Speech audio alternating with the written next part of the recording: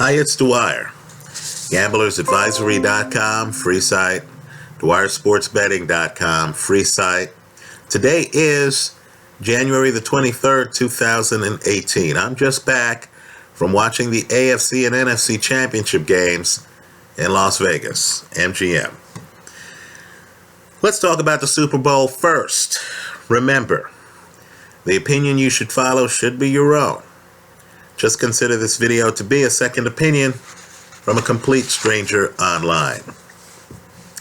Now, if you look up my prior video on YouTube or my last podcast on iTunes or Castbox or however you listen to podcasts, you will see that I encourage listeners before the NFC championship game to take the then underdog somehow, Philadelphia Eagles, on a futures play to win it all, right, at odds of whatever you could get, 8-1, 7-1, if you were late to the window, 6-1.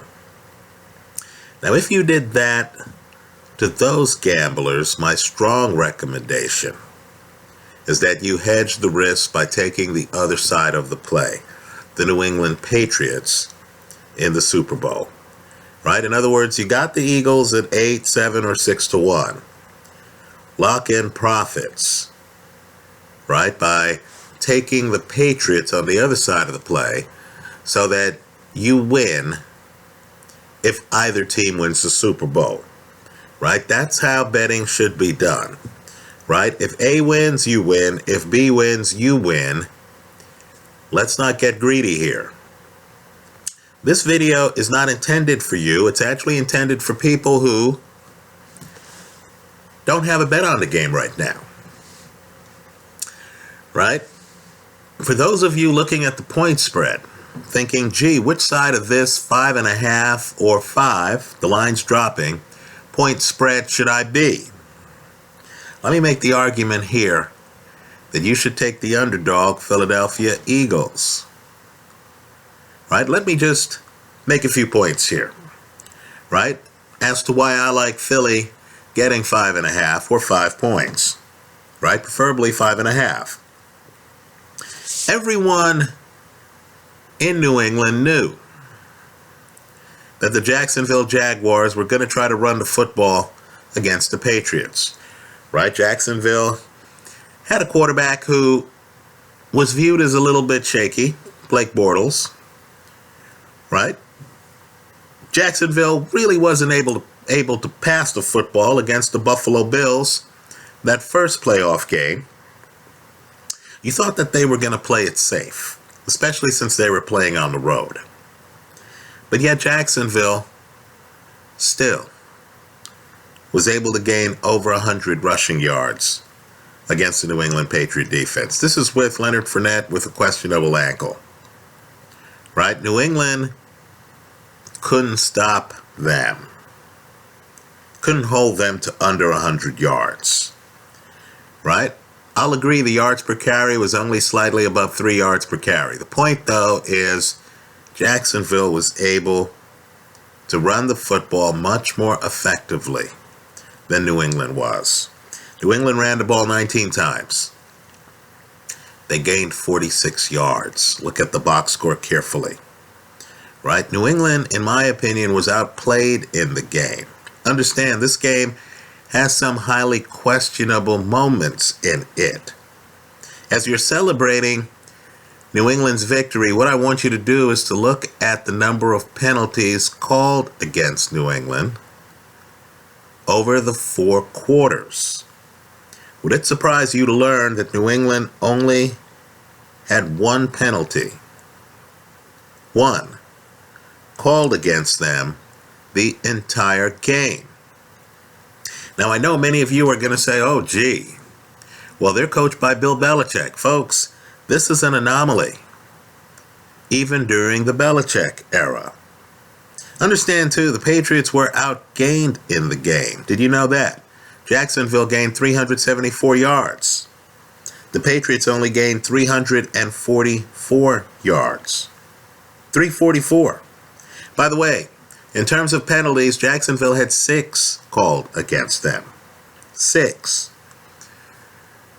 That play, the strip fumble, the turnover, where the Jag guy gets the ball, gets off the turf, is running. Looks like there's nothing between him and the end zone except green grass. And somehow, some official on turnover plays where officials are told not to blow dead, plays that are ongoing, an official blows the whistle. Why was that play stopped? Folks, given that Jacksonville had jumped out to a lead, a Jacksonville touchdown then really could have put New England, who weren't moving the ball successfully that well, in deep water. Well, let me just say this. The time of possession in the game is completely lopsided.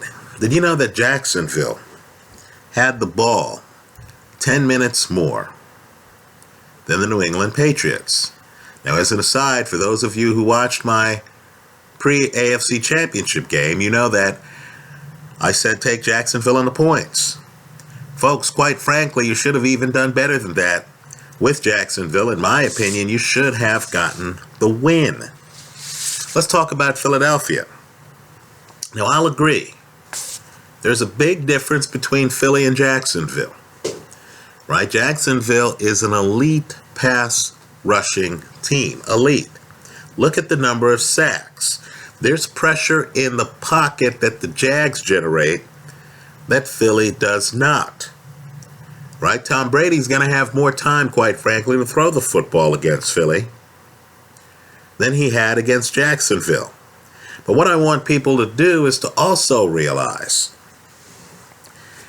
that Philly's defense has many of the same traits, not the sacking trait, but many of the same traits that Jacksonville's defense has, right? Philly offensively rushes for 110 rushing yards against Minnesota. Much better defense than New England has, right? Philly was not only above 50% on third down conversions against a great defense, they actually converted 10 of 14 third down conversions.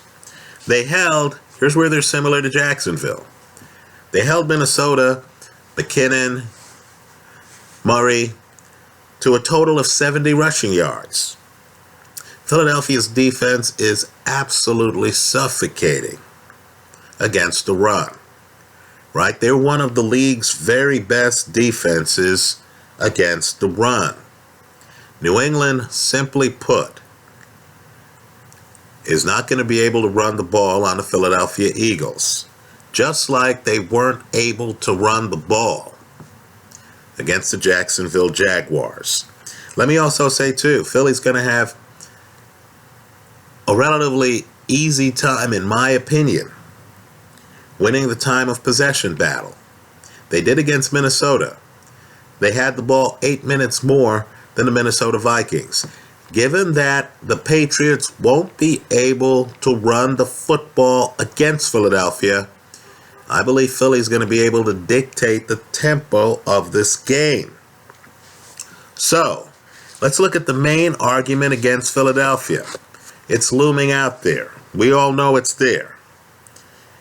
It's backup quarterback Nick Foles, isn't it? Right? Now, let me just say this about Nick Foles. I'm a Pac-12 guy.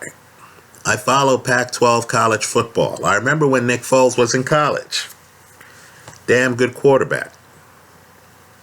Against Minnesota, 352 passing yards, 3 touchdowns.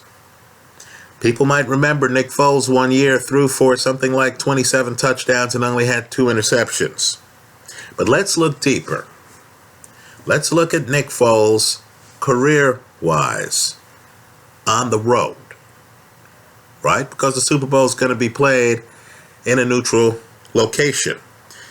Would it surprise you to know that on the road, career, Nick Foles has a higher completion percentage and a higher quarterback rating, 91.9, yes, over 90, right, than his home stats are. Right? Let me repeat that. Nick Foles' career has a better than 90% quarterback rating on the road. Let me also say, too, that, of course, New England was not able to stop Jacksonville rushing the football, right? Jacksonville still was able to get over 100 yards rushing the football. That opened up the game for Blake Bortles. Well, think about it. How is New England going to stop Jay Ajayi and LeGarrette Blount? Right? How's that going to happen, folks? So, when it comes to lines, a lot of lines depend on tempo. And if you know Philly is going to be able to dictate tempo, right, absent New England coming out and jumping out to a huge lead early, and how are you going to do that against this Eagles secondary? Right? Absent that, Philly's going to be able to dictate pace. Right? In a game where, let's keep in mind, let's look back past this Minnesota game.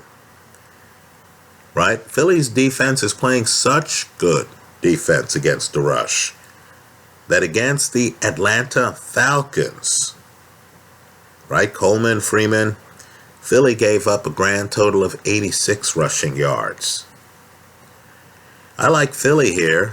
It's really a pacing issue, right? Getting 5.5 points, and I get the team with the better defense and a quarterback who, while he's not Tom Brady, who is, other than Aaron Rodgers and some historical guys, right? Montana, right? You might remember them, in my opinion, Elway.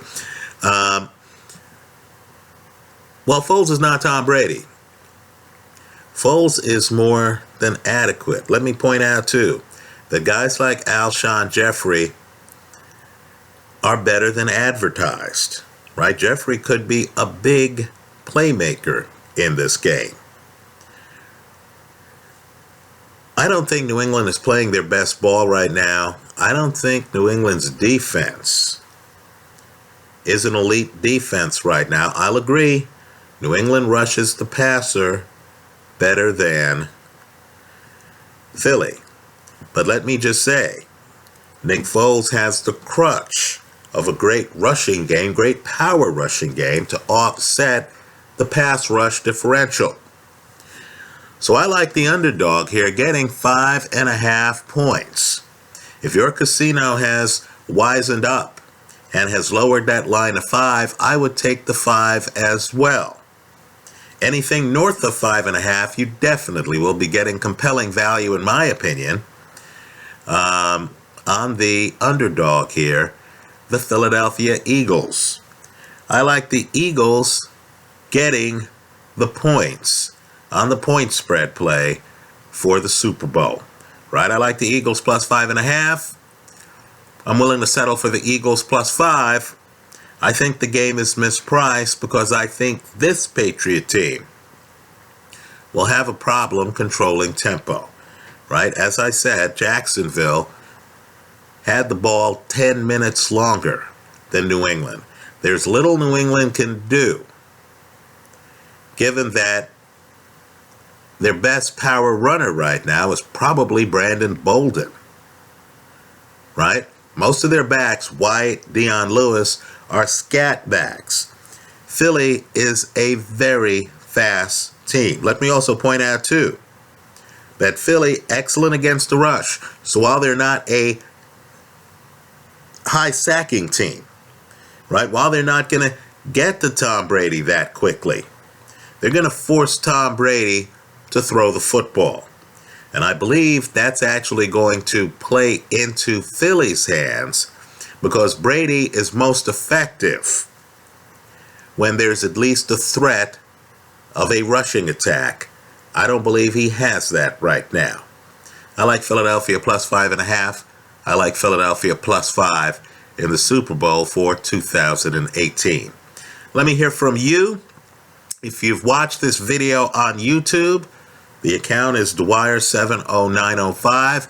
Then I hope you leave your comments in the comment section to this video. If you're listening to this podcast on CastBox, they also have a comment section where you can leave comments. Let me know your pick in the Super Bowl and why. Let me know the dynamic that I'm missing in this game. What I see is an underrated Nick Foles. I see an elite rushing attack for the Philadelphia Eagles. I see a average rushing attack for the New England Patriots. Right? I see Tom Brady